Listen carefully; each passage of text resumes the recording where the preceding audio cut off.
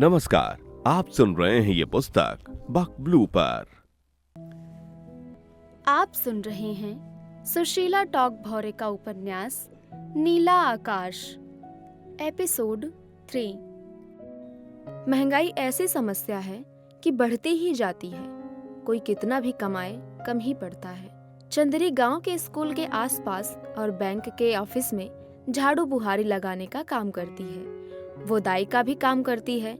जचकी के बाद सौर घर की सफाई और जच्चा बच्चा की तेल मालिश का काम महीना या सवा महीने तक चलता है। ऐसे दिनों में पाव आधा किलो अनाज और कुछ रुपए की कमाई होती है। एक तो वो मेहनत से नहीं डरती, दूसरा वो जुबान की बड़ी मीठी और समझदार है। गांव के लोग उसकी इज्जत करते हैं। काम के समय कसकर काम करवाते हैं, मगर देने के समय उसका मेहनताना हिसाब से दे देते हैं। स्कूल और बैंक के ऑफिस का काम छोटा है और वो भी प्राइवेट। लोग अधिक मेहनत का मुआवजा कम ही आंकते हैं, वेतन कम देते हैं। फिर भी चंदरी अपने ये काम करती हैं। यदि वो आज अपना ये काम छोड़ना चाहे तो कई लोग खड़े हो जाएंगे उसके इन कामों को पाने के लिए। रोजी रोटी मिलती कहाँ है। चंदरी बहुत पहले से निजी तौर पर ये काम कर रही है, तभी वो इसे अपना अधिकार समझती है। ये संस्थाएं भी उसकी मर्जी के खिलाफ उसे नहीं हटाएंगी। उसे ये विश्वास है। वैसे चंदरी झगड़ा करने में एक नंबर है। कोई नजर उठाकर तो देखे उसकी नौकरी को, वो बिल्ली की तरह उनकी आंखें नोच लेगी। सेवा नगर के लोगों में रोजी रोटी के लिए अक्सर झगड़े भी होते हैं। चंदरी आंगन में खड़ी होकर आंखों पर हाथ की छज्जी बनाकर दूर देखती हुई बेटियों को पुकार रही है। अरे ओ सीता, ओ राधा, लक्ष्मी, पार्वती, कहाँ हो? घर आओ। भेकू जी और चंदरी की 4 बेटियां, एक बेटा है। सबसे बड़ी सीता, फिर राधा, लक्ष्मी, पार्वती, उसके बाद बेटा। 16, 14, 12 और 10 साल आयु की बेटियां। सभी घाघरा ओढ़नी ब्लाउज पहने हुए हैं। मोहल्ले की लड़कियों के साथ झुंड बनाकर खेल रही हैं, भाग रही हैं, चिल्ला पुकार मचा रही हैं। कोई गा रही है। चंदरी की आवाज सुनते ही चारों लड़कियां घर की तरफ भागी। घर में आकर वे माँ के आसपास गोल गोल घूमकर चुहलबाजी करने लगी। वे माँ को अपने साथ खेलने के लिए उकसाती हैं, हंसी मजाक करती हैं। चंदरी भी उनके साथ हंसती है, नकली गुस्से से उन्हें मारती है, धमकाती है, फिर मुस्कुराती है। कुछ देर के बाद लड़कियां शांत भाव से अपने अपने काम में लग गईं। सीता घर आंगन झाड़ रही है, राधा बर्तन मांज रही है, लक्ष्मी और पार्वती दूर कुएं से गागर में पानी लेने जा रही हैं। चंदरी रसोई का काम संभालने लगी। भीखू जी एक एक के नजदीक जाकर उनका काम देख रहे हैं, फिर बरामदे में खटिया बिछाकर आराम से बैठ गए। धीरे धीरे हुक्का गुड़गुड़ाने की आवाज आने लगी। चंदरी और भीखू जी का बेटा रामकिशन सबसे छोटा और सबसे लाडला है। बेटे का ख्याल आते ही भीखू जी घर में सबसे पूछते हैं, रामकिशन कहाँ है? किसी को पता नहीं है? सब नाही में सर हिलाते हुए अपने अपने काम में लग गए। भीखू जी घर से बाहर निकलकर जोर से पुकारते हैं। बेटे को पुकारते हुए वे आंगन से गली की सड़क तक आ गए, फिर धीरे धीरे गांव से दूर नदी की तरफ आगे बढ़ गए।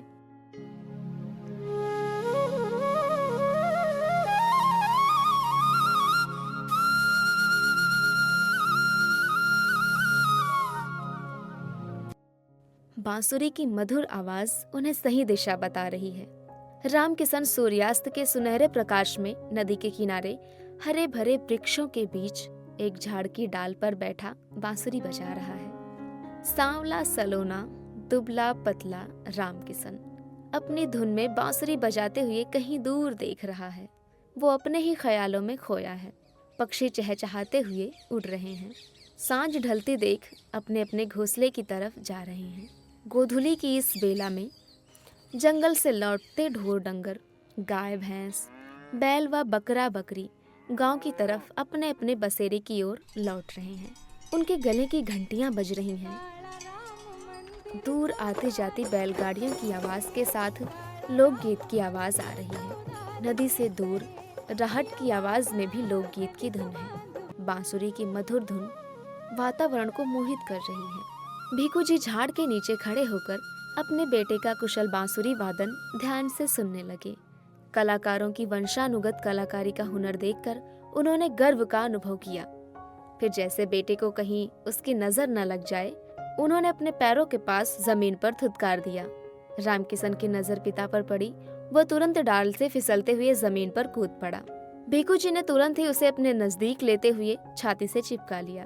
प्यार भरा उलाहना देते हुए कहा, कब से यहाँ अकेला बैठा है? तेरी माँ घर में चिंता कर रही है। रात घिरने लगी है, तुझे घर आने की चिंता नहीं है? तेरा बस चले तो तू सारी रात यहीं बैठकर बांसुरी बजाता रहे। चल घर जल्दी। रामकिशन बिना कुछ कहे, बिना कुछ सुने पिता के सामने सामने उछलते दौड़ते हुए चलने लगा। वो कभी आसमान में उड़ते पक्षियों को देखने के लिए ठहर जाता, कभी पगडंडी पर चलते जानवरों को हुड हुड करते हुए दौड़ने लगता। गाय भैंसों के चलने और दौड़ने से धूल मिट्टी के गुबार दूर तक उड़ते साथ साथ चलते रहे। सेवानगर में पिता और पुत्र घर की तरफ मुड़ गए। आंगन में खड़ी चंदरी पल्लू से सिर ढके इन्हीं की राह देख रही है। रामकिशन दौड़कर घर के भीतर चला गया। उसे भूख लगी है, खाने के लिए रसोई में कुछ न कुछ ढूंढ ही लेगा। दोपहर के बचे ठंडे दाल भात या सूखी बासी रोटी चाय के साथ खाएगा। चाय नहीं होगी तो रोटी चबाकर पानी से गटक लेगा। रात का खाना बनने में अभी समय है। भीखू जी आंगन से बाहर खड़े होकर पड़ोसी गंगाराम बंसोड़े के घर के झगड़े के कारण का पता लगाने का प्रयत्न कर रहे हैं। आज सुनते हो भीखू जी? चंदरी पति को भीखू जी कहकर ही पुकारती है। भीखू जी को खड़ा देखकर चंदरी ने उन्हें पुकार लिया। बरामदे की खाट आंगन में लाकर उनके लिए बिछा दी और छोटी बेटी पार्वती को पानी लेने के लिए आवाज लगाई। ए पार्वती, पप्पा के लिए लोटा भर पानी ला। भीखू जी उदास हो गए।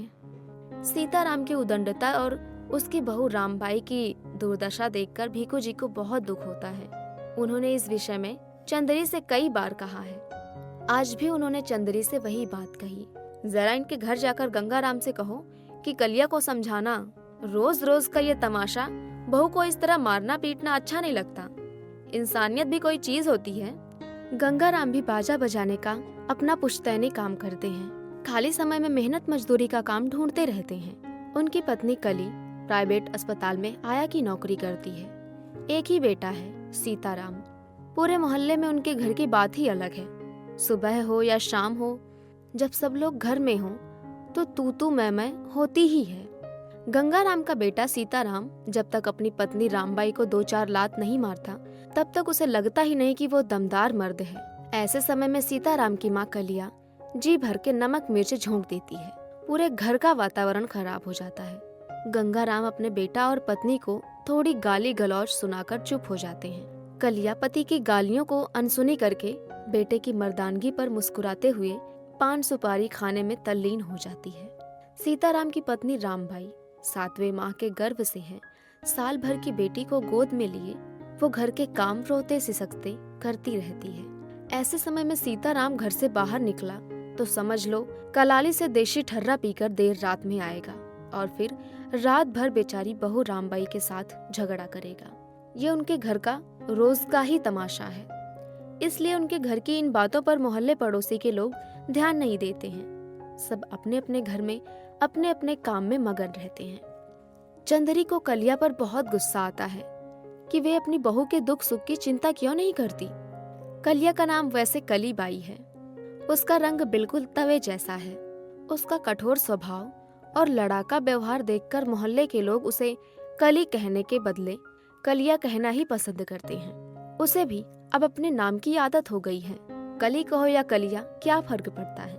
यहाँ तो सबके नाम बिगाड़ कर ही बोले जाते हैं। चंदरी सोचने लगी, उसका नाम भी उसके अम्मा पापा ने चंद्रकला रखा था। बचपन में उसे माँ कितने प्यार से चंद्रकला कहकर बुलाती थी, मगर यहाँ आते ही चंद्रकला से चंदरी कहलाने लगी। भीकम जी भी कितना अच्छा नाम है, जैसे किसी मारवाड़ी सेठ साहूकार का नाम हो। उन्हें नाम का सम्मान नहीं देते, भीकम से भीकू बना दिया।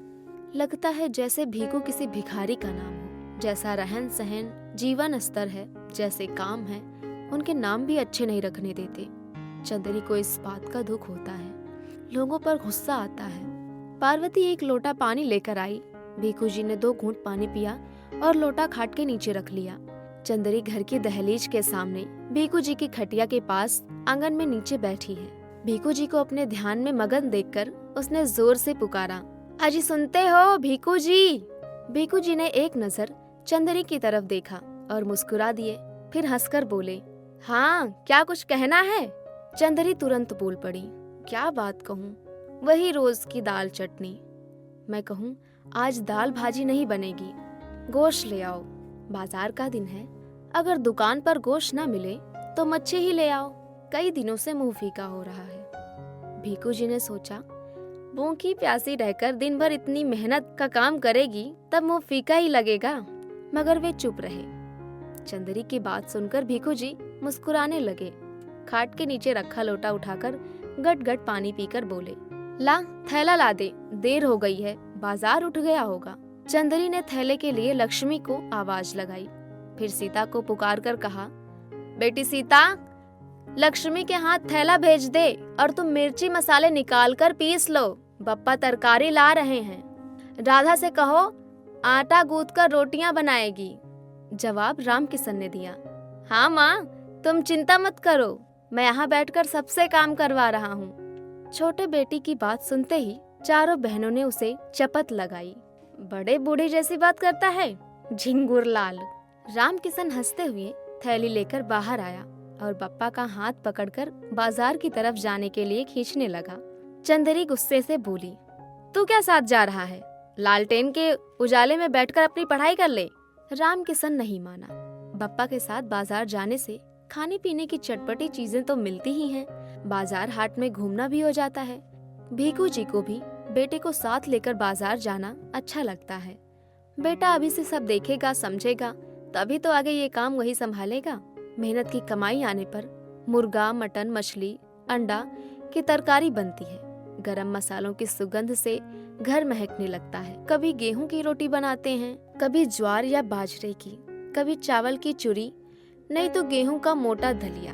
तेल मसालों की तरी वाली तरकारी में रोटी चूर मसलकर खाने का मजा ही कुछ और है। खा पीकर मन तृप्त हो जाता है, जैसे मेहनत का फल मिल गया हो। चंदरी कहती है, कड़ी मेहनत के बाद खा पीकर दिल खुश हो जाए, इससे ज्यादा और क्या चाहिए। हमें कौन सा धन जोड़ना है कि हमें मरने के बाद अपना धन छाती पर रख कर ले जाना है। अभावों के बीच जाने वाले खाने पीने के शौकीन लोग अक्सर यही कहते हैं। मेहनत की कमाई हाथ में आने पर वे कुछ समय के लिए चिंता मुक्त हो जाना चाहते हैं। चंदरी और भीकू जी बहुत खुश हैं, हंस हंस कर आपस में बातें कर रहे हैं, साथ बैठकर खाना खा रहे हैं। उनकी खुशी का राज किसी को नहीं पता। शायद आधा एक कप या थोड़ी सी ली हो उन्होंने, मगर उन्हें किसी ने नहीं देखा, क्योंकि बच्चों के सामने पीने पिलाने की बात कभी नहीं होती।